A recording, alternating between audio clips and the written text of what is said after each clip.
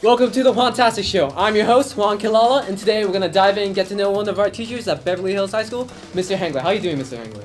I'm well. How are you? I'm pretty good myself, Today, there was rain going on, like a lot of rain. I got myself wet. Yep, it's raining.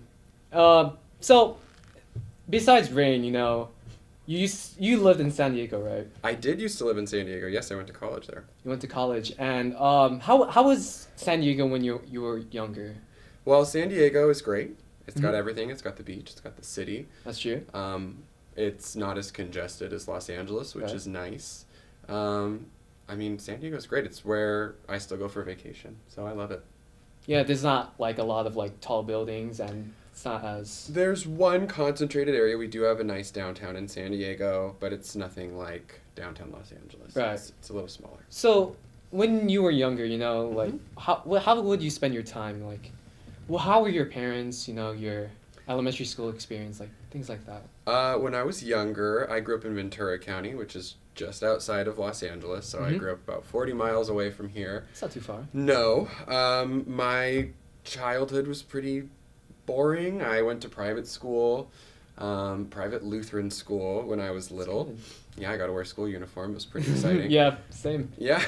It's, looking back on it, my family runs an Italian restaurant, so my life was either spent at school or at the restaurant or bouncing between my mom and dad, because I'm a child of the 90s, so I'm a child of divorce, so I got to go back and forth. You could say the same thing about this generation too, I guess. Like, I have a lot of people that I know that their parents have divorced, or they just pretty don't live. common. Yeah. Yeah. Surprisingly, though. Yeah. And how were your parents? How did they treat you?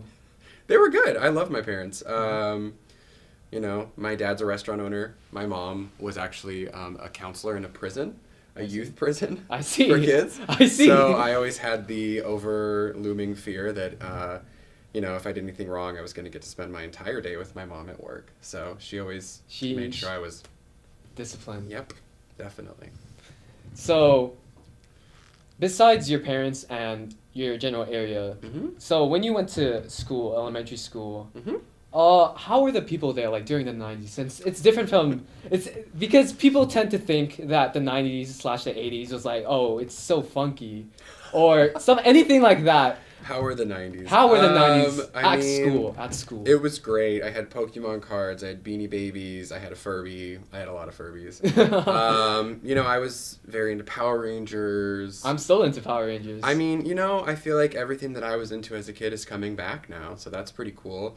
The 90s were great. I wouldn't want to grow up in any other era. So, looking back on it, now the 90s are cool again, which is great. All the trends are back, so yeah, I'm happy to see it. Yeah.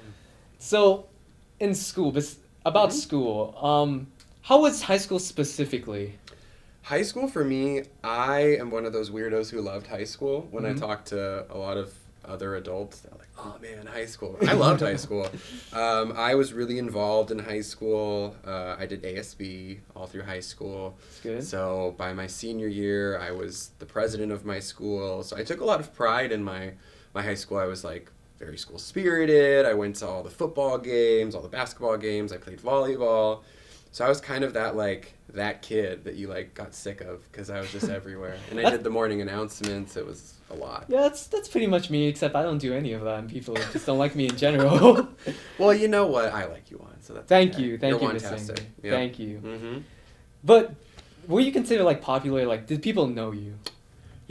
I liked to think of myself as popular when I was in high school. I don't think I was. I was friends with people who were popular, but my school, I was an AP kid. I wasn't necessarily the coolest kid at school. But you were smart, though. I was friends with the smart kids, which is how you navigate school, right? If you got them there to help you. No, I definitely, I put a lot of effort into high school. I remember when I got to college, I was so burnt out. It was just man, that was so much work. But I loved high school. It was great. So speaking of college, what college did you attend? I went to San Diego State University. And how was it? It was great. I loved San Diego. San Diego State's a great school. I went back there to get my teaching credential, so, loved it so much I went twice. It's a great school. If you ever get the chance to apply, I think I always tell people they should apply to SDSU. It's in a good part of San Diego. The weather's fantastic. It's a big school, so I liked a big school. For me, that was what I wanted. And I had a great time. How much bigger was the campus compared to Beverly Hills High School? Oh, wow. SDSU has about 35,000 students. So in terms of just pure size, it's huge. Like, I would, here at Beverly, you guys get 10 minutes to get from class to class. But at San Diego State, between classes, I would sometimes have 15 minutes to get from one building to another. And I would have to almost run to make it because it's such a big campus. I don't know about actual size, but it takes you to get from one end to the other walking. It takes about 15-20 minutes, so it's probably, I don't know, maybe like a mile, half a mile. Yeah, I don't know. I'm pretty interested because that's actually my first choice. Is it? Yeah, really. Because I think the campus is beautiful and the just like I guess the education quality there is pretty good as well. Yeah.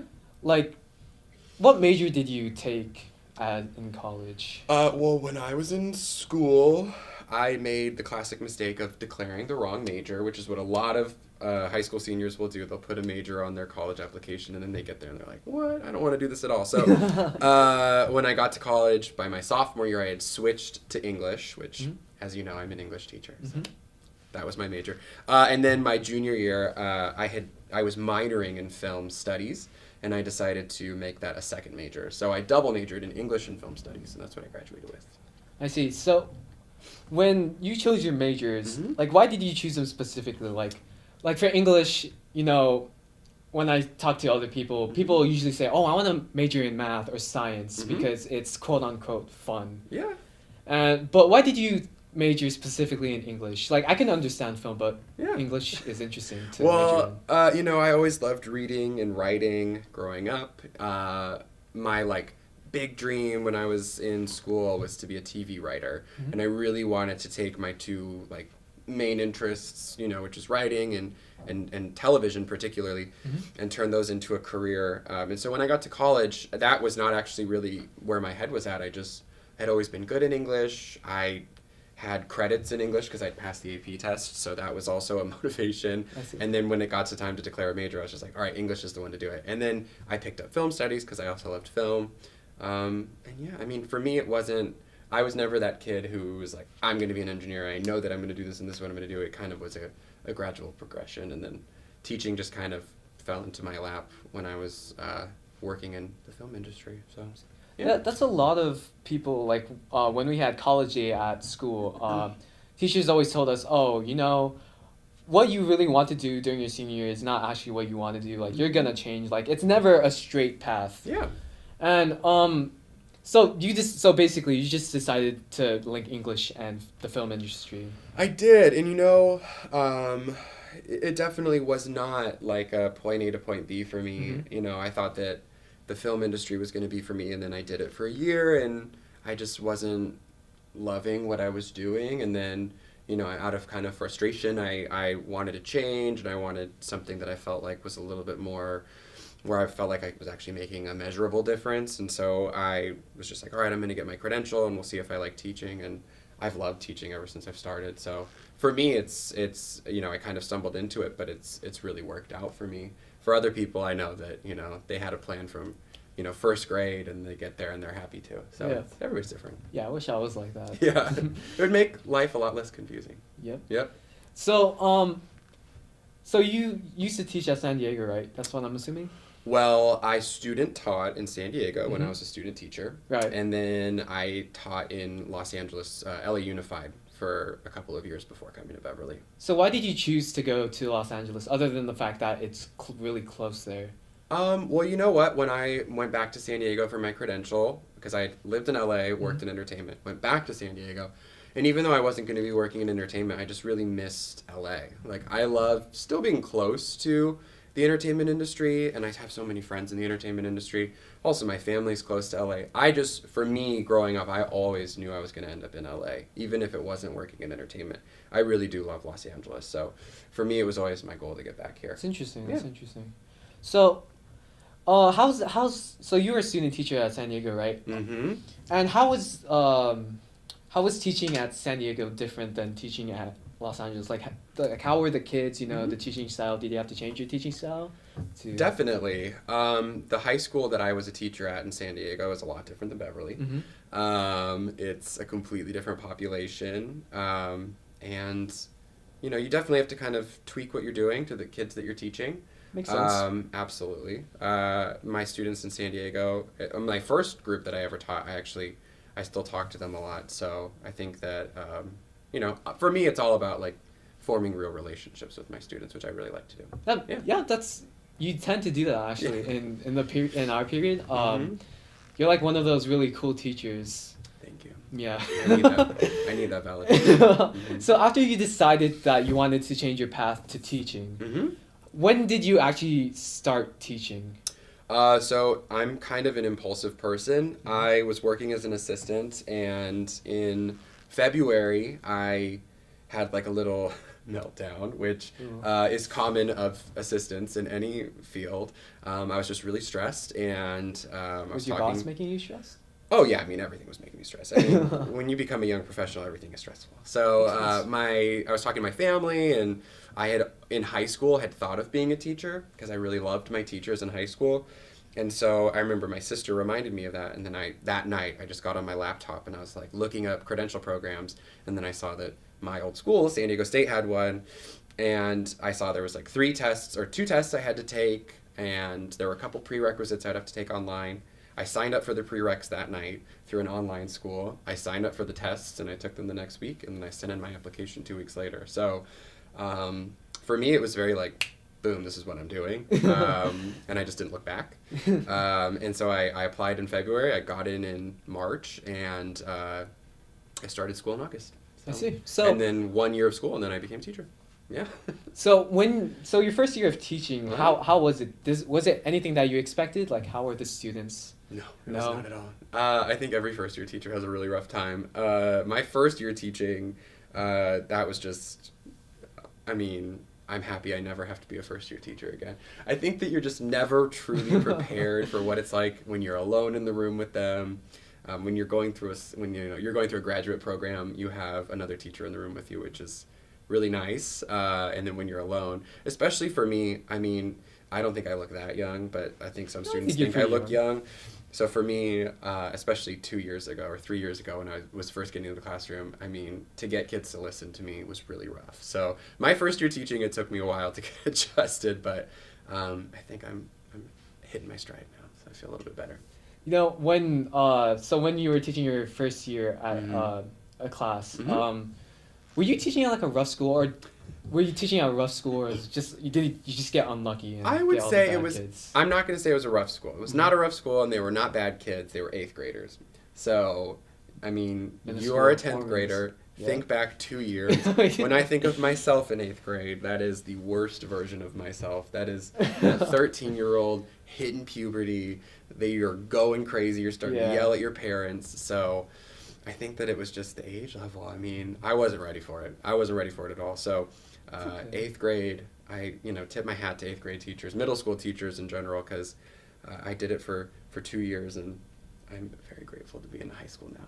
All of those hormones. Yeah, it is. It is those hormones. Yeah. And it absolutely is. And middle school is when kids are just so mean to each other. Yeah. It's just so rough. It's hard to watch that. So, yeah. Yeah.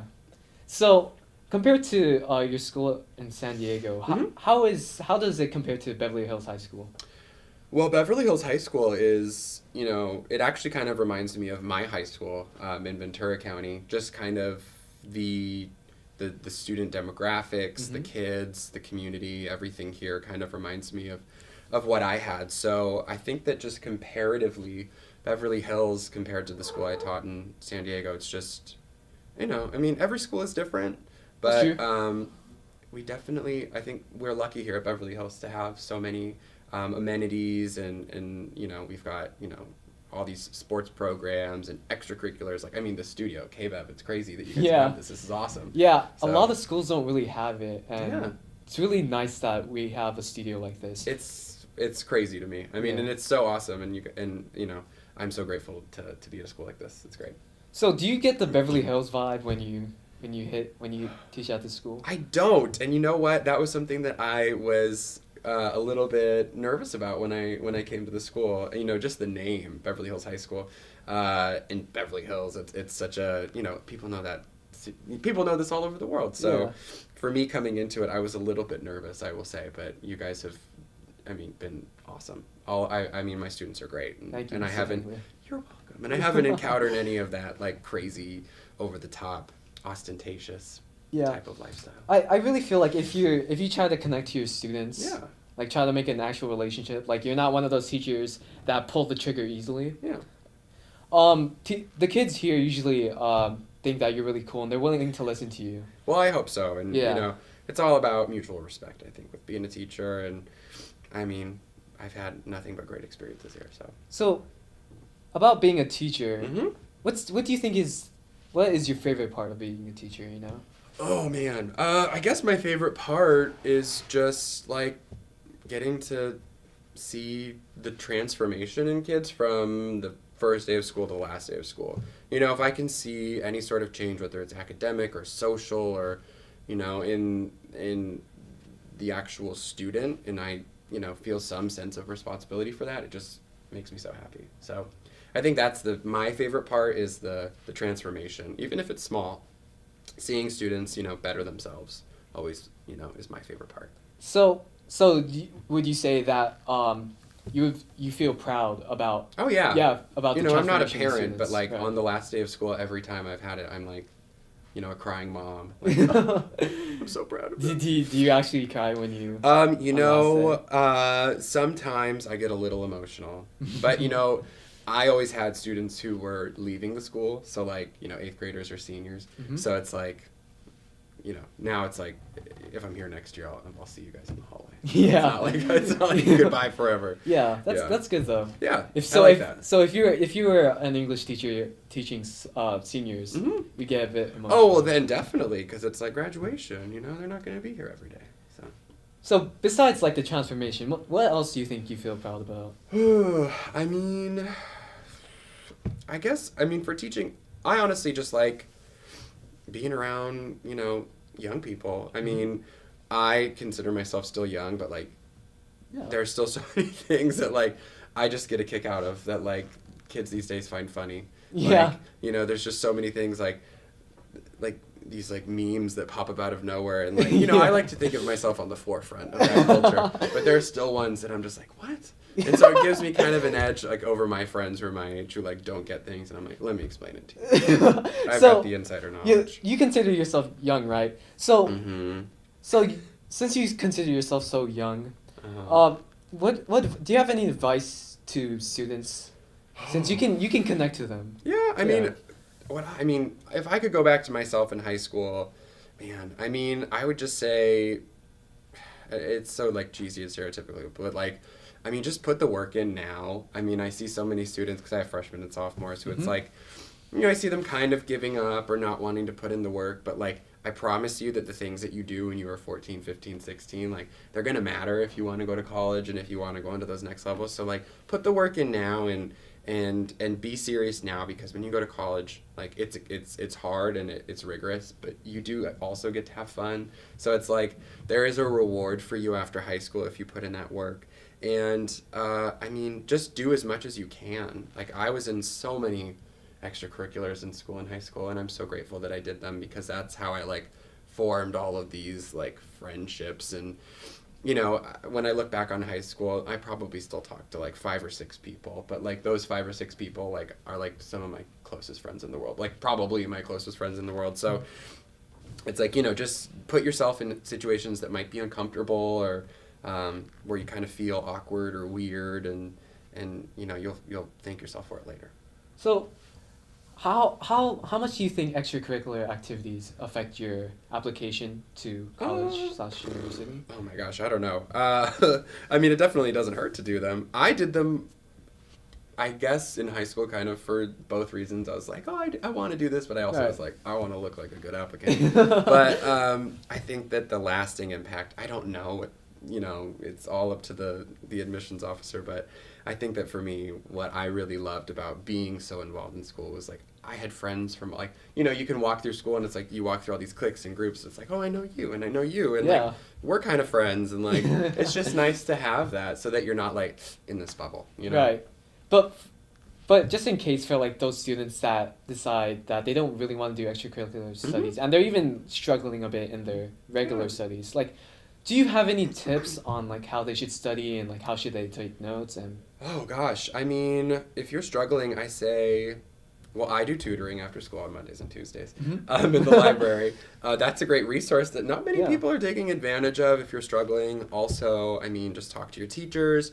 I mean, for me, what helped me as a student was having people in my classes that I was friends with or at least talked to, that, you know, if I was lost or I needed help, I was never afraid to ask other people for help. I think it's just don't let yourself suffer in silence if you're a student, because if you're not telling someone or telling your teacher or telling a friend or asking for help, then, you know, there's that possibility that you might not get the help you need. so I'm just curious, how often are you able to hang out with your friends? You know, you guys are busy with your jobs and they're in the entertainment industry, so I'm guessing a lot of them, yes. Yeah. For me, like, what's interesting about the switch from being a student to being a working adult is like, you know, when you're in school, you see your friends probably all day, every day, and, you know, you see them at lunch, and then you maybe see them on the weekends. My weekends are pretty much dominated by seeing my friends. So, like, I see my friends pretty much every, like, Saturday or Sunday, and, you know, I'll make the effort to see them. Some it's harder because, you know, when you get older, people move away. Like, I have friends who live in San Francisco and New York and Dallas and, you know, Portland. So, you know, it's kind of hard to maintain those friendships, but that's why social media is great, because it also helps with that in the future. And that's because they're in the entertainment industry, I'm guessing? Not all of them. My friends who are in entertainment are either here, Atlanta, or New York, so they're pretty evenly distributed. Most are in LA, but yeah. Most of my friends here in LA work in entertainment. My friends from like high school are all over the place. Yeah. Well, that's it for today. I'm your host, Juan Kilala, and here's Mr. Henggeler. Thank you, Mr. Henggeler, for being on the show. Yeah, of course. Thank you for having me. Now, please subscribe to our channel. I'm your host, Juan Kilala, and thank you for watching the Juantastic Show.